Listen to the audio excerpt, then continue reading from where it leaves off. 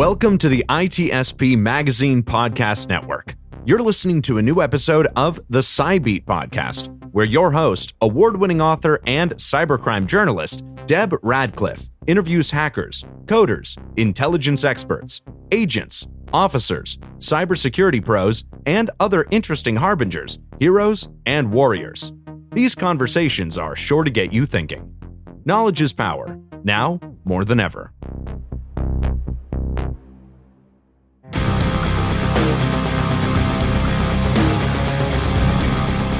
Hello, I'm Deb Radcliff, host of CyBeats. We hope you enjoy this podcast at the intersection of technology, cybersecurity, and society. Today, we're speaking with Lesley Carhart, Director of ICS Cybersecurity Incident Response at Dragos. We met at the RSA Security Conference this past June, and I was impressed with her background. Lesley spent 15 years applying their technical skills at the Air Force Reserve while also working as Security Incident Response Team Lead at Motorola Solutions and at Dragos. As Director of Incident Response at Dragos, Lesley coordinates large-scale incident response efforts for clients across industrial verticals. In June, Lesley presented at RSA and was recognized by CRN as one of the top 10 women making a difference in cybersecurity. Welcome, Lesley. Thank you for having me. Good to have you here. I am always interested in people who have taken roundabout and unusual career paths in cybersecurity, and you definitely fit that description. My first question, let's just dive right into some of your personal background, okay? My first question is, as a person familiar with hacker handles, I love your handle. Can you tell us how you came about having Hacks for Pancakes as your handle? Yeah, sure. It's a bit of self-deprecating humor. I do a lot of volunteer work and community work, and I'm not really a commercial speaker. I do community and educational and university talks, things like that. So it's kind of the tech equivalent of moves couches for pizza, but. I love what I do. I love what I do, and I love helping people. So it's just a little joke. If you can't laugh at yourself, then where would you be, right? I love that. We'll get into a little bit more of your volunteer work later in this interview. My next question is martial arts. You have 3 different martial arts categories you participate in. And what is your belt level? Yeah, I hold 3rd-degree black belts in Taekwondo and in Tang Soo Do, which is a form of Korean karate. And then I also study non-ranked things. I study Arnis or Eskrima, and I study Shaolin Kung Fu.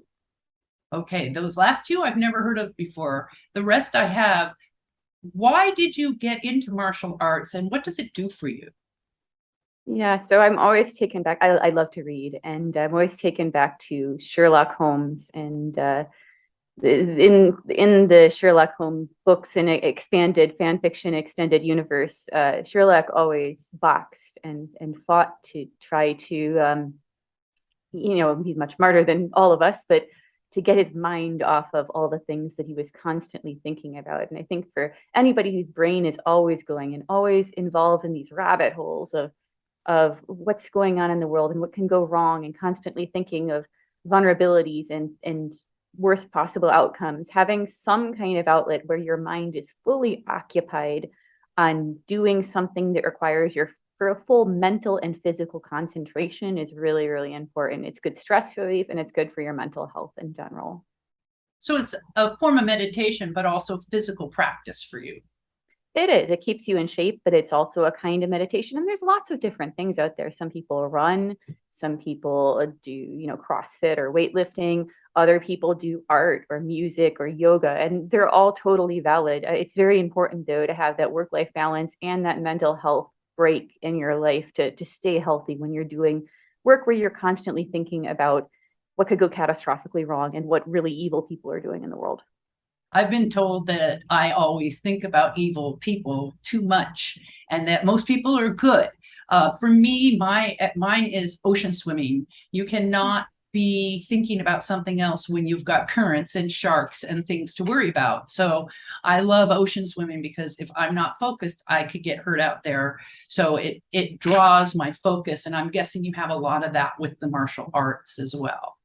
Yeah, you don't want to you never want to get punched in the face. So Ouch. A good incentive to Same with avoiding sharks. I think, you want to focus your attention on something other than your daily problems and concerns. Correct. So this makes me want to be on your team if the world goes all to hell. Between your martial arts skills and your competitive marksmanship with pistols. Can you tell us a little bit how you got into that and where you compete and what that's like? Because most of us don't understand that world at all. Yeah, sure. I've been doing competitive shooting and just shooting for fun since I was around 9, 10 years old. So for a long time, and I do kind of Olympic style, what we call bullseye marksmanship with pistols. So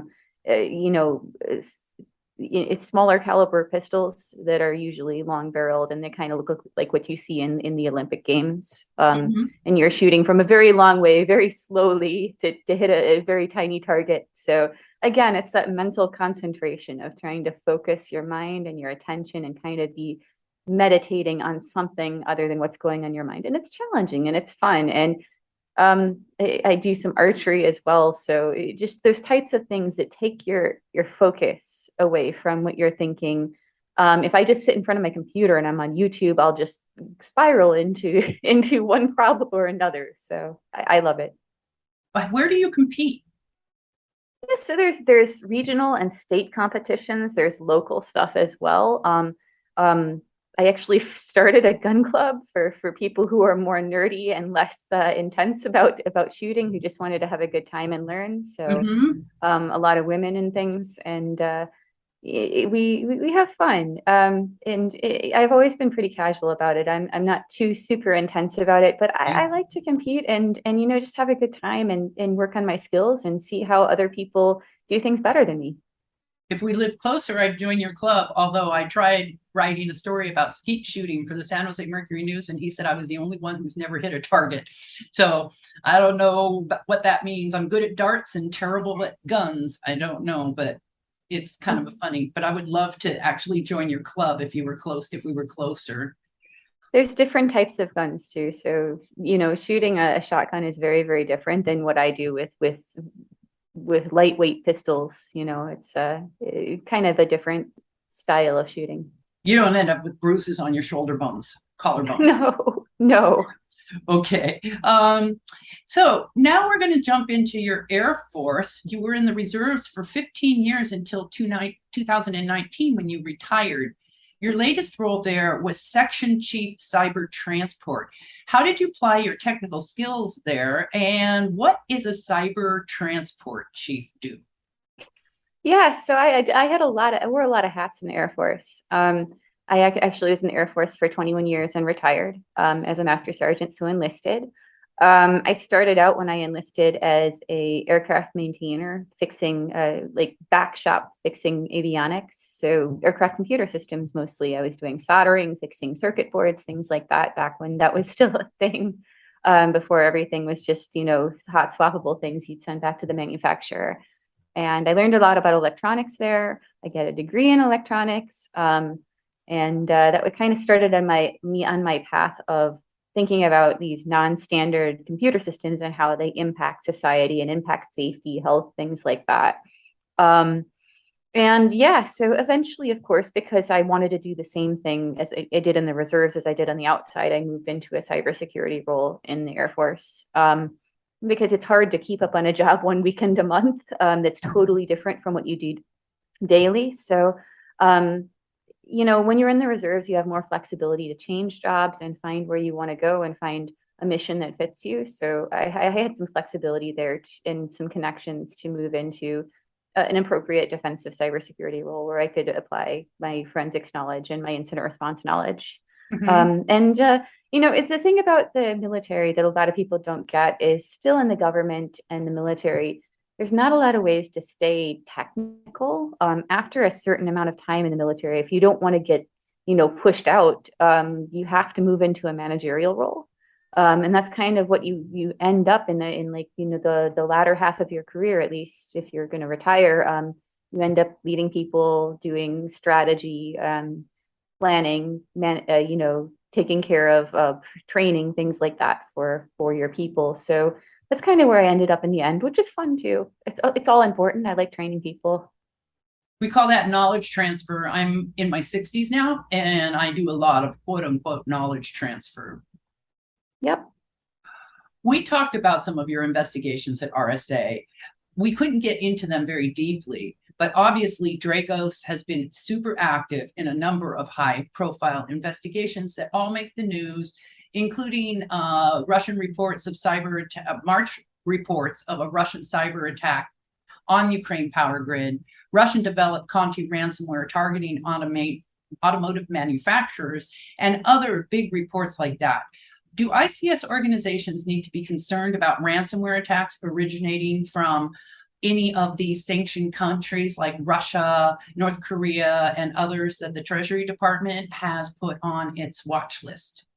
Yeah, absolutely. Of course, again, to clarify what I do for a living for the audience, I do incident response. So when an industrial facility like a power plant or manufacturing or even a train gets hacked or gets compromised, gets infected with a virus, my team goes out and investigates what happened and tries to figure out how to resolve it so that things can get up and running safely again. And I divide the cases that we respond to these days into three broad categories, which are pretty equal. The first one is, of course, commodity stuff like ransomware. So mostly money, financial-based crime, typical organized crime type things, but sometimes it's state-sponsored as well, as you mentioned. The second category is insiders. So, of course, the people who know how to cause the most mayhem in an industrial facility are the operators and engineers who work there. And unfortunately, there's a small minority of people out there who are willing to do bad things if they're upset at their organization or their boss or they're getting terminated, things like that. So we see that as well as unintentional insider things, where somebody just really wanted to watch Netflix. And so they disabled the security controls so that they could, because it's late at night and they're sitting in a plant and they're bored. So, things like that happen too, and they can cause cybersecurity incidents as well. And then the final category, of course, is the state style adversaries and the people they hire, the contractors and subsidiaries that they have do work for them. And those are more like traditional espionage or sabotage against industrial facilities. So a lot of foothold building for the future. So they're getting their little claws in, and they're planning to be able to launch attacks in the future. And that's pretty scary. That kind of intense foothold building makes it much easier and lightweight in the future to do something on a larger scale, because they've already done the reconnaissance and the investigation into the networks, and they already have a way in, even though they haven't used it yet. So it doesn't make the big, major news. Sure, if they wanted to do something because of a geopolitical situation later on, now they've got their access and they've got their knowledge of the industrial system and they know which experts they need. So it really increases the potential for damage. How widespread is that, do you think, where there's backdoors and preset access into control systems? Is it bad enough to, if a state-sponsored actor wanted to, or whoever had this access wanted to, they could shut down entire grids? They could cause what we call the first step of a real cyber war? It's pretty complicated, really. I mean, there's, of course, 3 grids in the United States, and they are not deeply tied together. And then they're built up of a modge podge of different operators running different technologies, operating independently, that are linked together. So to cause a mass disruptive effect is pretty difficult over a very, very large geographic area. It's very complex. It requires a lot of subject matter expertise and a lot of luck. However, a smaller area, absolutely. And it's not just power. We always think about power in the United States because that's the only utility we regularly lose in most of the United States. We're very privileged. We don't usually have like undrinkable water coming out of our faucets, or no water coming out of our faucets, or sewage coming up our toilets. That's not a normal thing we think about. So every time people talk about industrial cyber attacks in the United States, Americans always talk about the grid's going to get taken down. And yeah, that's scary. And yeah, in a smaller geographic area, it's possible with the things that adversaries are doing, the capabilities they're building. But at the same time, there's other scary things that they could do to other utilities as well that are less noticeable and flashy. We just don't think about them because those things don't normally happen to us. So that was a long-winded answer to Yeah, these adversaries are working hard to build their database of capabilities to bring down or tamper with all kinds of different utilities and manufacturing processes and transportation. They're working hard at that. They've been working hard at it for years. And that has increased their ability to do that in a rapid fashion, and it's lowered the bar to entry. And it's not necessarily, oh my God, they're going to take out power to the whole United States, because that's really, really complicated and incredibly, fantastically resource intensive. But did they cause a really bad day for a metropolitan area? Probably. That's actually how I frame it in book number 3, which is coming up in my cyber thriller book. East Coast gets taken down, Paris and Beijing, very targeted. However many utility providers are in that. And I saw the same thing. It is enough to cause enough chaos to really ruin someone's weekend, whatever. The other issue you talked about were insiders. In 2004, I actually wrote an article about an operator who got fired from a Texas oil company. And before he left, he opened a valve that dumped oil into a Texas shipping channel. So this stuff on the insider side is really scary. Do you have any horror stories, or what is the biggest concern around an insider? These facilities, I describe them as a crispy candy outside with a very gooey center. Once somebody's inside them, once they have access to the inside of those industrial networks and enough knowledge about how they work and the safety controls in them, they can do a lot of damage. Those two combinations of things, access and knowledge about how the industrial process really works, they can do a lot of damage. And those operators and engineers have that. Oftentimes they know the insecurities of the environment, because again, squishy candy center, and maybe not an incredibly thick, crispy candy outside. So, yeah, I mean, in your corporate enterprise environment, there's usually some really strong controls for what you do when you terminate somebody. But if you have less cybersecurity knowledge of how your industrial environment is set up and how it's secured and how remote access is revoked and provided, things like that, what accounts are shared, it can be much more difficult to cut off somebody's access reliably and quickly. And that means if somebody's unhappy and they were willing to do a bad thing in any condition, the consequences of them doing it in that industrial environment can be a whole lot worse. Yeah, I saw that when I wrote that article. It's pretty scary. Based on recent news from Dragos, in fact, the pipe dream attack actually seems to consolidate most of the worst OT attack code and methodologies out there. Can you explain how this impacts ICS systems, or will? The article says it isn't widespread yet, but it sounds to me like when ransomware operators got really smart and started packaging everything they could in their ransomware packages. So if one security protocol protected against one thing, that's fine. They've got 16 other ways to breach the system, all in one package. Is that what we're talking about here with Pipe Dream? So I mentioned earlier lowering the bar to entry, which is what a lot of adversaries are doing by doing reconnaissance and building footholds in networks. And something like Pipe Dream is a tool set. And we've seen this before in cybersecurity, nothing new under the sun, right? So we've seen these tools over time in cybersecurity that have made it out there into the universe. And once they're out there, you can't put anything back in Pandora's box. So some of those tools out there were like Metasploit, that really made it easier to launch exploits against anything. So that changed the cybersecurity landscape massively, and that lowered the barrier of entry. And then Cobalt Strike, which is another well-meaning tool that was used to build command and control channels and, build footholds essentially in networks and control them. And that changed everything as well. It's pervasive in the attack surface today. So this is another example of that, where we've seen something made much more simple to make the barrier of entry into attacking industrial systems lower. It's not widespread yet, and we caught it. So people are aware of it, and that's good. But you're looking here again, that kind of easy button, relatively easy button, prepackaged set of tools to start attacking industrial systems. and the cat's out of the bag. So once one person's done it, other people are going to leverage the same idea or the same technology or the same code, and they're going to use it. So it's just stuff getting out of Pandora's box that is going to change the threat landscape and going to change the way that bad people attack industrial systems. Awareness is not enough either, because when I ran the SANS analyst program and we started writing on ICS security, and this was before Dragos was formed, but Rob Lee was one of our resources at SANS to talk about this stuff. It wasn't Rob Lee who pulled this out, it was someone before Rob. And we had refrigeration systems at dairies that we were finding online, IP addresses directly connected to the internet.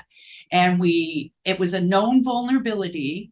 And as we reported from when we started the report to when we ended the report, even though it was a known vulnerability, the number of dairy systems, refrigeration systems that went online with that vulnerability increased like 4-fold in a period of 2 months. Wow. So knowledge, right? You've got ICS systems, they see pipe dream. That means they can get into your organization through a multiple amount of ways. I have the awareness. Does that stop me from doing the risky stuff I'm already doing? It's very expensive to turn the bus around or the train around in ICS. These environments have often been neglected from a cybersecurity perspective from a long time because it was too scary, too daunting, too under-resourced. There's oftentimes bad relationships between the operational process team and the cybersecurity people on the enterprise side. After years of miscommunication. So it's a very difficult problem to solve, and it takes time and it takes resources and diplomacy and mutual understanding of the problems that they face and the problems that we face. So yeah, the risk has not gone away until we tackle these big problems in every organization, and that's tough. It is. ICS in particular. Let's switch to careers. You've been doing a lot of work getting young people interested in cybersecurity. And how are you doing that? And what's your advice for people wanting to get into this career field? So myself and a few colleagues and friends have been running career clinics around the United States where we go to cybersecurity and IT conferences and we look at people's resumes. We use a volunteer base to set them up with one-on-one mentorship on their career path. And we give them advice on their interview skills, what they'll need to get into a cybersecurity job. And of course, those resources weren't available when we were getting into the field. So we certainly want it to be easier for the next generation to get into these positions. They're well paying, and when we need people, they're very interesting work, in my opinion.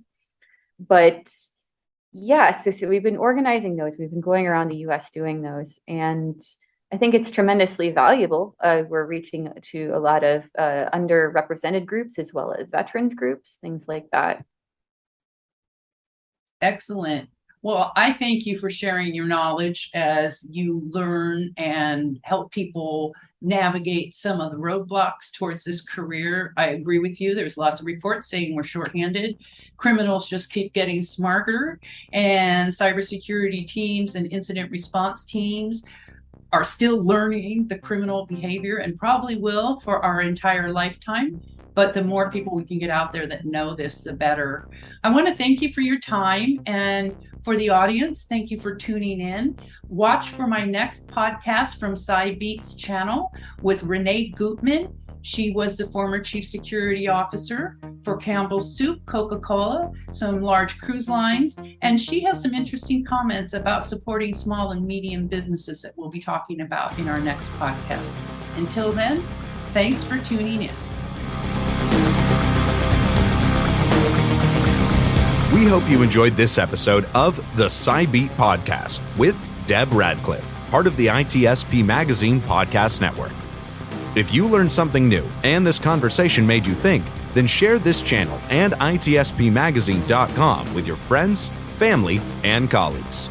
If you represent a company and wish to associate your brand with our conversations, sponsor one or more of our podcast channels. We hope you will come back for more stories and follow us on our journey.